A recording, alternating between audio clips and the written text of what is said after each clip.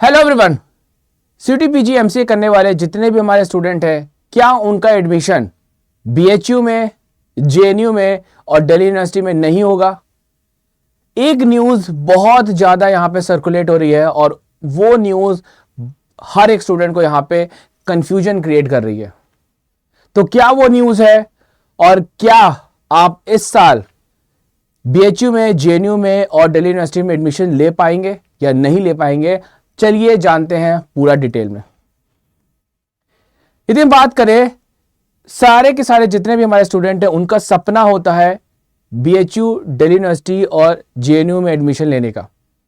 और यदि एक गलत डिसीजन या गलत जानकारी ये इस पूरे के पूरे एक साल को यहां पे खराब कर सकती है स्टूडेंट की। तो जो इंफॉर्मेशन इस समय सर्कुलेट हो रही है वो इंफॉर्मेशन है सिलेबस को लेके। यहां पे जब नोटिफिकेशन निकाला गया था सीटीपीजी एमसीए का, तो वहां पे जो सिलेबस है वो एनटीए ने यहां पे अनाउंस किया था कि हम ऑपरेटिंग सिस्टम, कंप्यूटर नेटवर्क और डेटाबेस मैनेजमेंट सिस्टम और डेटा स्ट्रक्चर को हम पूछेंगे और इस पे एग्जाम कंडक्ट कराया जाएगा। तो सारे स्टूडेंट हैरान परेशान कि हम तो 6 महीने से या उसके ऊपर हम तैयार कर रहे हैं आपका जो syllabus, operating system, data structure और डिजिटल फंडामेंटल। तो क्या एनटीए ने जो नोटिफिकेशन निकाला और उन्होंने क्या नया सिलेबस कर दिया? तो ये जो कंफ्यूजन इस समय चल रहा है उस कंफ्यूजन को मैं दूर करने आया हूं, क्योंकि जब तक आपको सिलेबस पता नहीं होगा तो फिर आप एडमिशन कैसे लोगे। तो आप सभी को मैं बताना चाहता हूं कि एनटीए ने अगेन अपना सिलेबस चेंज कर दिया है और ये जो आपका उन्होंने जब नोटिफिकेशन निकाला था उस सिलेबस को यहां से हटा दिया है। मतलब नेटवर्किंग उन्होंने अगेन फिर से, जो उन्होंने 2025 में नोटिफिकेशन निकाला था, फिर से उन्होंने यहां से रिमूव कर दिया है और डीबीएमएस को भी यहां से रिमूव कर दिया है। और आपका जो सिलेबस पुराना वाला चल रहा था उसको उन्होंने अगेन अपलोड कर दिया है। तो ये जो एक हफ्ता था स्टूडेंट का वो बहुत ज्यादा पैनिक होके गुजरा और हमारे लिए भी काफी टेंशन की बात थी, क्योंकि सारे स्टूडेंट का सवाल आ रहा था, सर क्या करें, कैसे करें नया सिलेबस, क्या होगा, क्या फिर से बदलेगा। बहुत ज्यादा जब से नोटिफिकेशन आया था तब से बहुत कंफ्यूजन था। लेकिन अब एनटीए ने यहाँ पे अपना सिलेबस फिर से ओल्ड रख दिया है, लेकिन अभी भी बहुत सारे स्टूडेंट कंफ्यूज हैं। तो इसी कंफ्यूजन को मैं क्लियर कर रहा हूं कि यदि आप अपने ड्रीम यूनिवर्सिटी में एडमिशन चाहते हैं तो आपको कंप्यूटर में ऑपरेटिंग सिस्टम, डेटा स्ट्रक्चर और डिजिटल फंडामेंटल को ही पढ़ना है, जो कि आप पहले पढ़ते हुए आ रहे थे। तो ये था एक पहला पॉइंट जो कि आपके एडमिशन की दिशा को बिल्कुल यहां पे करेक्ट करता है, जिससे कि आपको आपके ड्रीम यूनिवर्सिटी बीएचयू में, जेएनयू में और दिल्ली यूनिवर्सिटी में एडमिशन मिल जाएगा। लेकिन अभी और भी पॉइंट है जो कि यहां पे आपको जानना जरूरी है। सेकंड पॉइंट की यदि मैं बात करूं, कट ऑफ, ये बहुत जरूरी है। तैयारी तो हर एक स्टूडेंट यहां पे कर रहा है, तो क्या उसको पता है कि कितना तैयारी करना उसके लिए यहां पे इंपॉर्टेंट होगा या आपके लिए फ्रूटफुल होगा? क्योंकि आपने सपोज करिए तैयारी की और पेपर आपका मान लीजिए टफ आ गया और आपका 300 में से 200 ही मार्क्स आए, तो क्या आपको जेएनयू, बीएचयू, दिल्ली यूनिवर्सिटी मिल पाएगा? नहीं। आपको तैयारी ऐसी करनी है कि आप इन मार्क्स से ऊपर मार्क्स लेके आए, आप सेफ जोन में रहें। तो यदि आप चाहते हैं कि आपको जेएनयू मिले तो आपको 227 प्लस का टारगेट करना है। मतलब आप 230 लाए, 240 लाए, तब जाके आप उम्मीद कर सकते हो कि आपको जेएनयू मिल जाएगा। आप 210 प्लस आप लाएं तब आप बीएचयू को आप उम्मीद कर सकते हैं कि आपको मिलेगा, और डीयू के लिए 227 प्लस। तो मैं आपसे भी किससे कहूंगा कि 250 का टारगेट आप रखिए, तभी आपको इन 3 यूनिवर्सिटी में एडमिशन का मौका यहां पे मिलेगा। यदि आप 200 पे रह जाते हो तो फिर भूल जाइए यहां पे एडमिशन। 150 पे, 100 पे बहुत सारे स्टूडेंट लास्ट ईयर ऐसे ही मार्क्स लाए थे।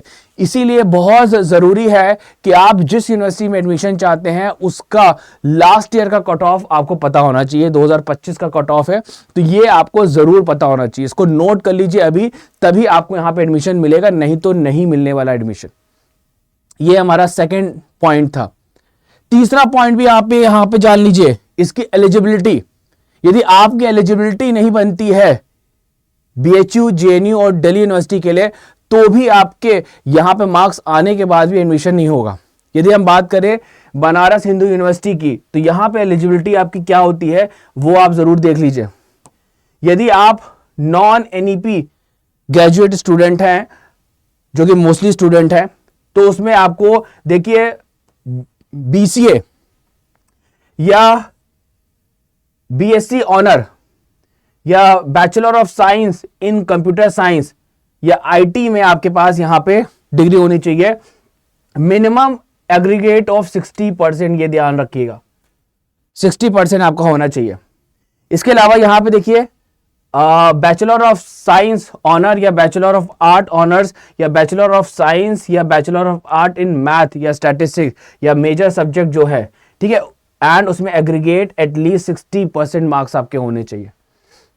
इसके अलावा भी आपके यहां लिखा हुआ है एनईपी बेस ग्रेजुएट के लिए, यहां पे लिखा हुआ है कि आपके पास बीसीए चलेगा, ठीक है, bachelor of science in computer science या फिर IT, major subject, minimum of 50% of total credit earn in computer science, ठीक है, at the bachelor programme aggregate at least 60 marks equivalent. तो ये जो एलिजिबिलिटी है वो किसकी है? बनारस हिंदू यूनिवर्सिटी की, बीएचयू की ये यूनिवर्सिटी है कि ये एलिजिबिलिटी है। तो यहां पे आप देख सकते हैं एनईपी और आपका यहां पे ये आपका एनईपी बेस्ड हो गया, ये नॉन एनईपी हो गया।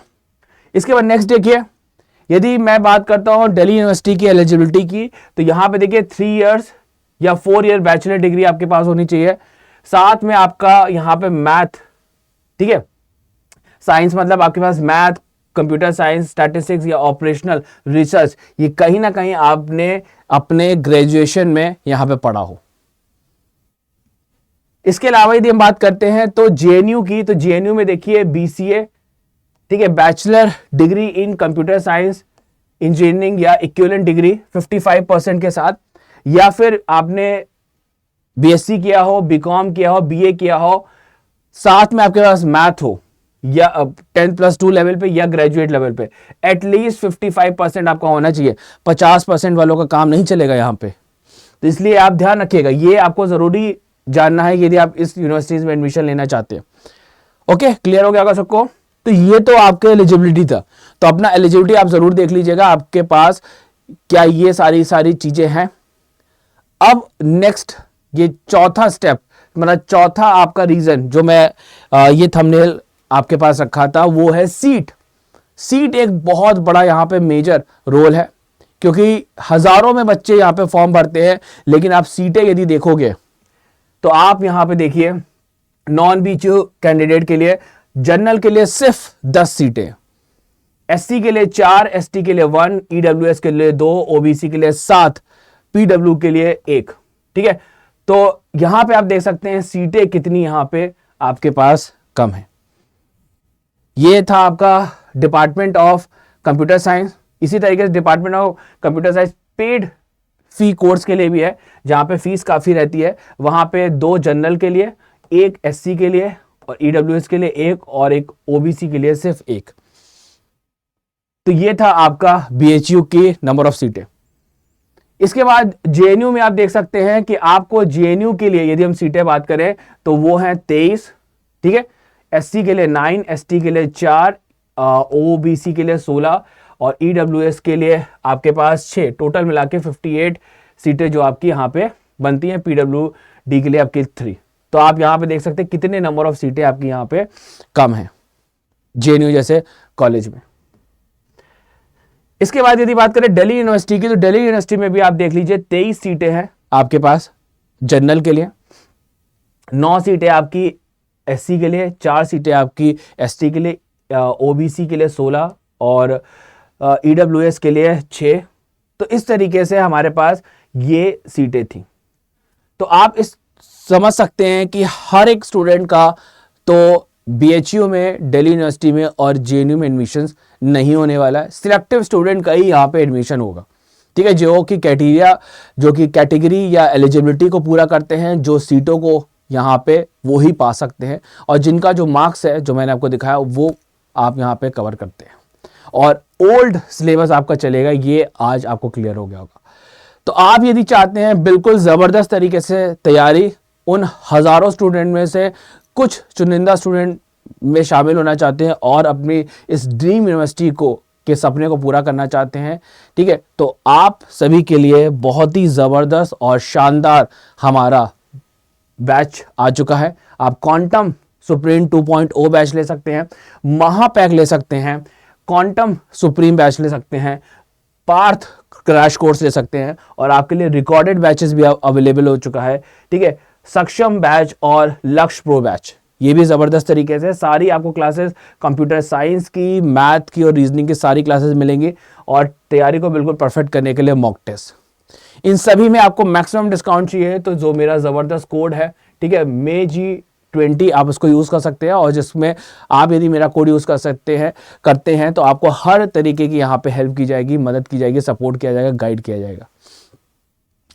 और अभी तक आपने यदि टेलीग्राम ज्वाइन नहीं किया होगा तो इस QR कोड को स्कैन करके टेलीग्राम ज़रूर ज्वाइन कर लीजिएगा, जिससे कि आपको हर तरीके के अपडेट मैं आपको प्रोवाइड कर सकूं, PDF हो, आपको यहाँ पे गाइडेंस हो, सारी चीज़ें आपको यहाँ पे मैं हेल्प कर सकूं। तो अभी जाइए फटाफट जल्दी से हमारे पेड बैच को एडमिशन लीजिए और अपनी तैयारी को बिल्कुल परफेक्ट करिए। मेरा कोड याद रखिएगा, MEG20। आप यदि मेरा कोड यूज़ करके बैच लेते हैं तो आपको हर तरीके का सपोर्ट और गाइडेंस मैं प्रोवाइड करूँगा। तो मिलते हैं नेक्स्ट वीडियो में। Thank you everyone.